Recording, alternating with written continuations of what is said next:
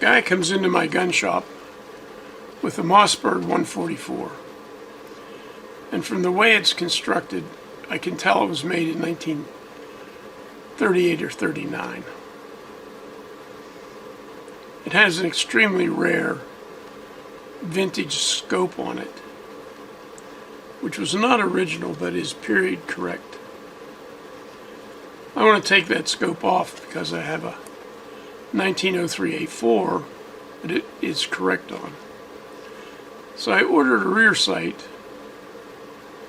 I have a Lyman 16 maybe front sight. Rear sight for that 144 series is available from these people. This is Wednesday. I ordered this on Monday. Amazing time shipping.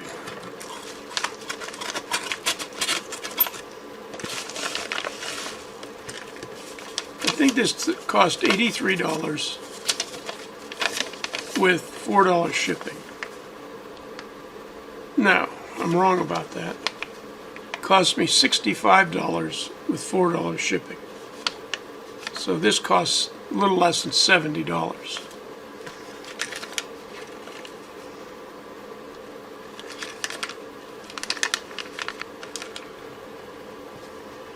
So included with this sight are number 10 mounting screws. Number 10 is a little bit weird for gunsmithing work, but that's what the rear of the Mossberg is drilled and tapped for. From the factory. And here is the peep sight. It's got a big competition style aperture, adjustable windage up and down. The scale is not adjustable. You get what you get. Clicks are fairly nice. They're not real tight, but there's clicks there. And probably the same for windage. A little more audible there.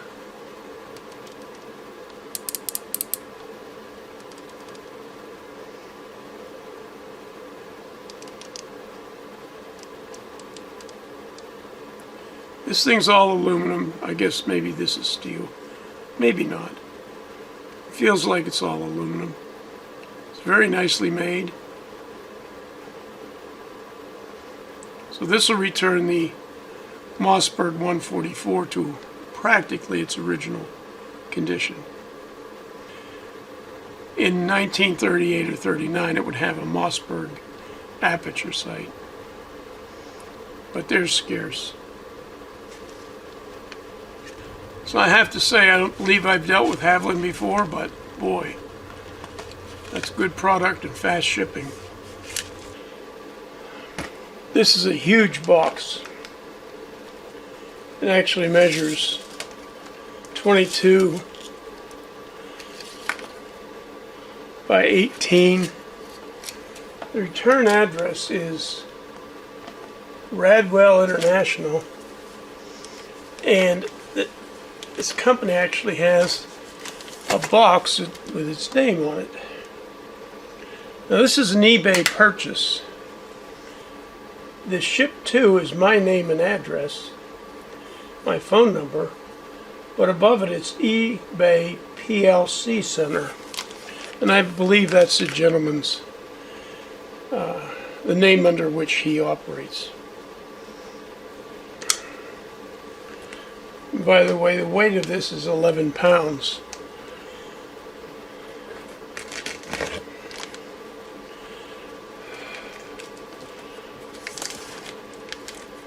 I hope there's not packing peanuts in here. Alright, we have some paperwork. And it is Radwell. They've got foamed in place wrapping. That is, they use plastic bags and fill them with foam and close the lid before the foam completely expands.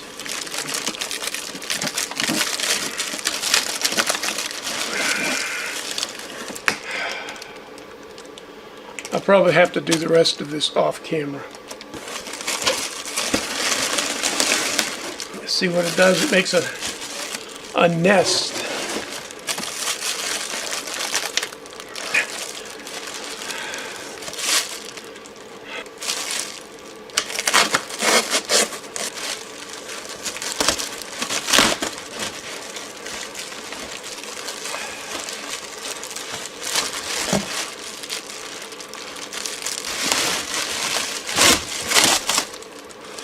See, what you get is a bag full of solidified foam that is taken on the shape of the item it both encloses and the box that enclosed it.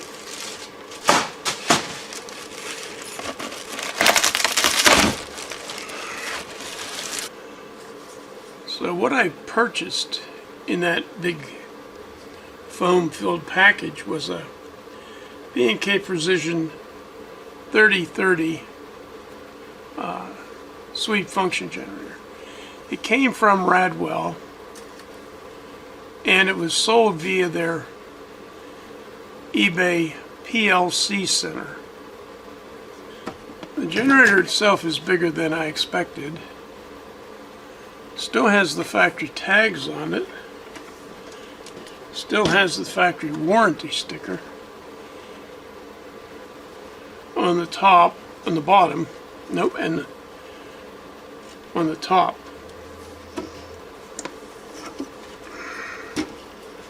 It's very clean. It is a function generator. I was going to warn you not to buy this unless you're sure both of the dials are here. You see, this outer dial is missing. The photo was not clear enough to allow me to ascertain that. The inner dial is actually part of the knob, but the outer dial is a printed metallic washer, so to speak, that's glued on, and it has fallen off. That's a bitch, because it's a interval selection knob. Looks like everything else is there. The buttons all seem to work.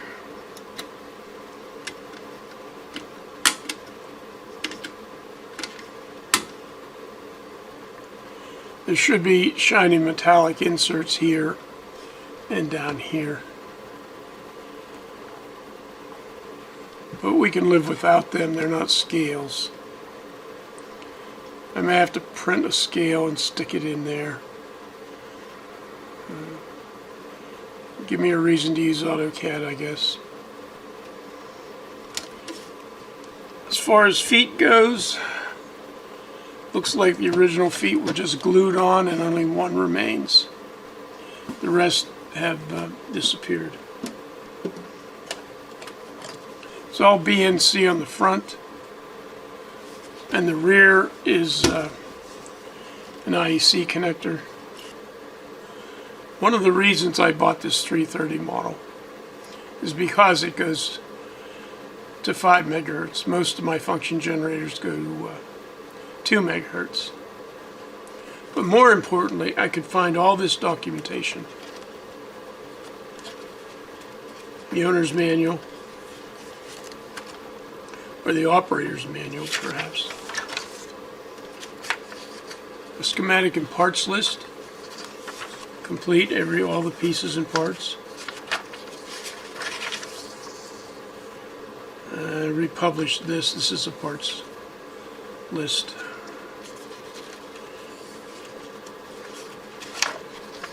Schematic. I think there's 3 pages of schematics.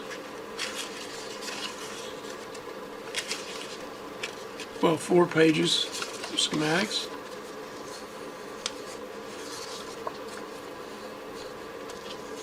Okay, some revisions to the schematics and calibration data. So here we have not only how to operate it, schematics, parts list, but detailed calibration instructions. Here's the board layout. Test points are all called out. And here's how to calibrate it. Now with a good oscilloscope and a frequency counter. Frequency counters are cheap. you can do all your own calibration on this type of stuff. After all, it's only 5 megahertz. When you buy B&K or BK Precision or whatever you want to call it, the manuals for the newer equipment have none of this information in them. They're just an operator manual. For example, the 4001 function generator, everything, schematic, parts list, calibration procedures are all in the manual. 4001/A, nothing.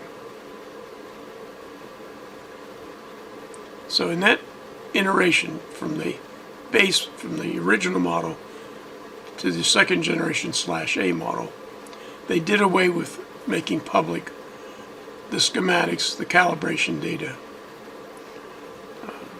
parts lists. And you know B&K has that information. They had to. They just don't give it to you anymore. And if you take a very close look here, you see what I mean? There was supposed to be an outer dial on both of these. And little silver inserts on them. That's a little thing, but this is not a little thing. So if you're looking at B&K, think about schematics and calibration data. You can usually get by without a parts list, but calibration data for sure. And all of this is in the directory below. I believe this to be an eBay package.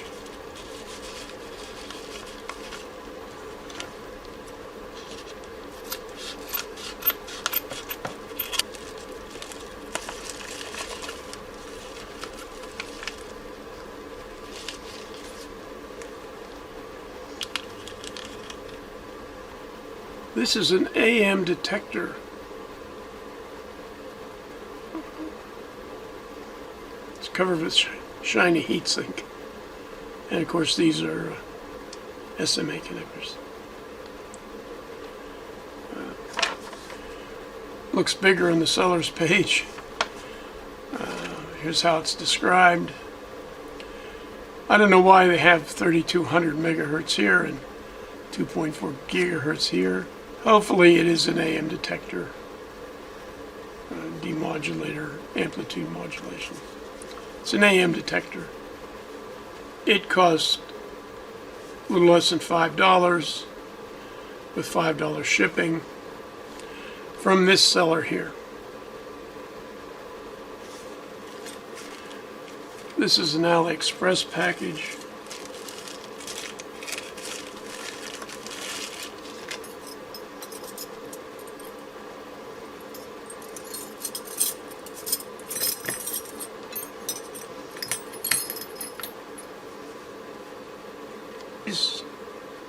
Cylindrical devices, straight or fits. There's at least 3 diameters. There's 2 different diameters of the bent fids. There's what appears to be a needle, not a sewing needle, but a needle with an eye in it.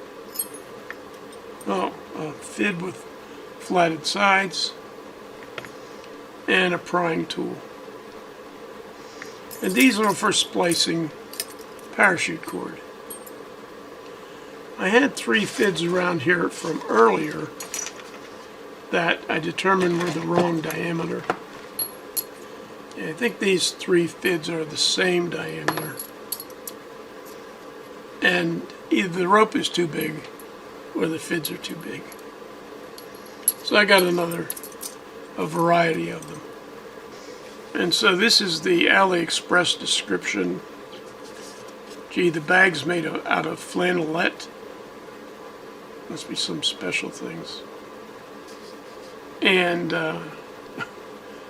Ali charged me $3.50 for the whatever I bought, and then charged $4.29 for shipping. And here's the complete AliExpress description. I got the 9-piece assortment. So, rope, parachute cord, and rope splicing. And then we have this, I believe it to be an Ali package as well.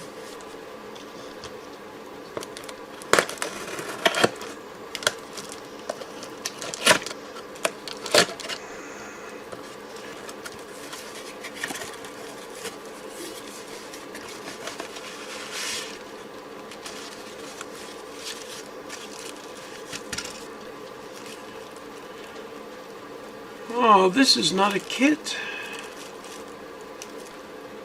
I thought this was a kit.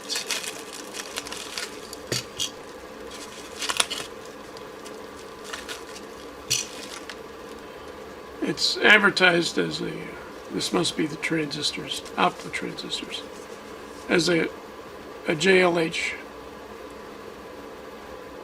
Hood 1969 amplifier. And without going into detail, I'll bet this is the crossover point. And I'll bet that this J1 that's not installed will allow me to measure the current being drawn by the amplifier. Then when you're done measuring and setting, you install J1. The two little transistors look used, abused. The output stages are marked Toshiba. I don't know if that's what they are. Okay, so I thought this was a kit. I don't know why I thought that. It's not advertised as a kit. So I think I've done 5 of these. Maybe 6. That's terrible. Can't remember. And they're not mirror images, so there's either 2 rights or 2 lefts here. So I can't use them to build a stereo. It would flop the left and right phase around if you used 2 identical amplifiers. But I will test, I'll put a heatsink on it and we'll test one. And if I get around to it, I'll put a schematic and a board dimension, the way I've done for the other 4 or 5 or 6. It cost $8.50 plus $5 shipping, $14 assembled. We'll see how it looks. I don't know who this is from. It must be a overseas shipment. But an Inglewood, California return address. I think it's an AliExpress package. Oh, it's another solar light outfit. There's 2 of them in there. Actually, I like the other one so much I just went ahead and bought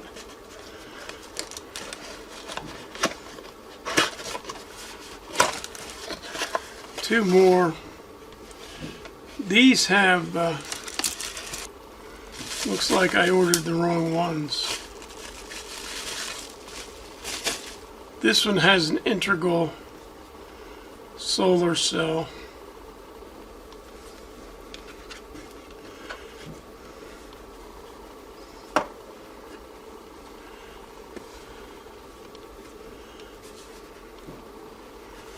So I thought I had ordered a remote solar cell.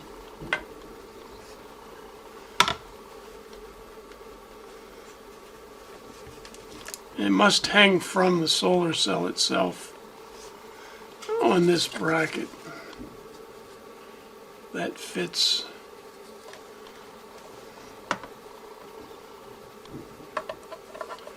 I guess here.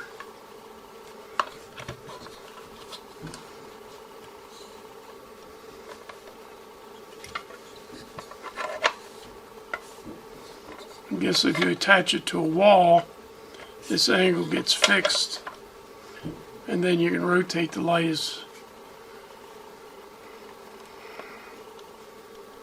anywhere you want. Here's the seller's page for that 4 head with an integral mounted solar collector. It's described as a, well, that's not quite true. It's described as a 122 watt LED light, but this model here, okay, is 333 LEDs, if I'm reading it right. Anyway, that's the AliExpress description, and it cost me $25, say. This is an eBay package.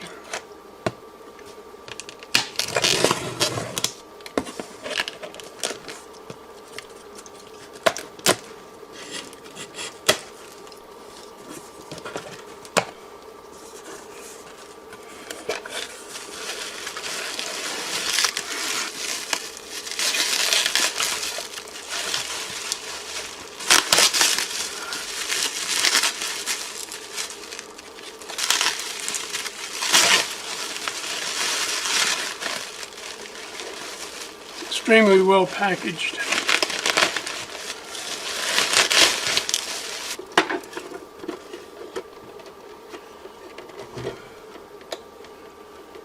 So it's a B&K 3300 pulse generator.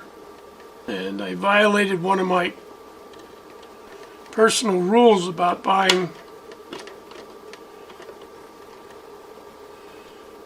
stuff that I don't have a manual for.